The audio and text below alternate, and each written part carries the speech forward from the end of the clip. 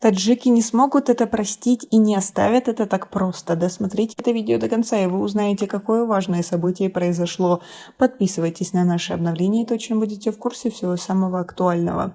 Генеральная прокуратура Таджикистана возбудила уголовное дело в отношении группы военнослужащих и граждан Кыргызстана по обвинению в агрессии, убийстве 2 и более человек, умышленном нарушении международных норм в области прав человека и диверсии. Об этом сообщает пресс-служба ведомства. В заявлении прокуратуры, которое было опубликовано на официальном сайте вечером 22 сентября, говорится, что кыргызские военнослужащие применяли военную технику и огнестрельное оружие различных марок, в том числе беспилотники, с целью нарушения независимости, целостности Таджикистана и узурпации территории страны, совершили вооруженное нападение на таджикские погранично-пропускные пункты и населенные пункты, расположенные в городах и районах Исфара, Канибадам, Бабуджон-Гафуров, Джабор-Расулов и Лакш. Кыргызстан заранее спланировал агрессивную войну с целью захвата территории Таджикистана и разместил в приграничных районах большое количество тяжелой наземной и воздушной военной техники и большое количество военнослужащих, говорится в заявлении.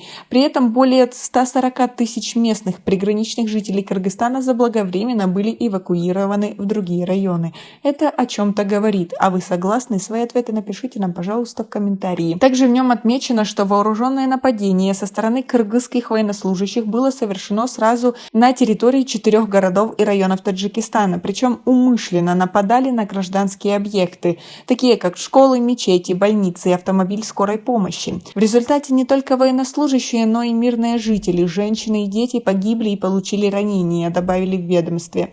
Поэтому Генпрокуратурой Таджикистана возбуждено дело по части 2 статьи 395 «Развязывание или ведение агрессивной войны», части 2 статьи 104 «Убийство 2 и более лиц», по части 2 статьи 403 «Умышленное нарушение международных норм прав человека», части 2 статьи 309 «Саботаж» Уголовного кодекса Таджикистан.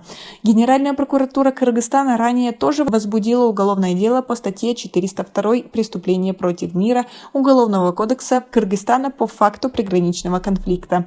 Напомним, что в результате конфликта с 14 по 17 сентября по официальным данным погиб 41 гражданин Таджикистана. В реальности сообщается о большем числе погибших и пострадавших.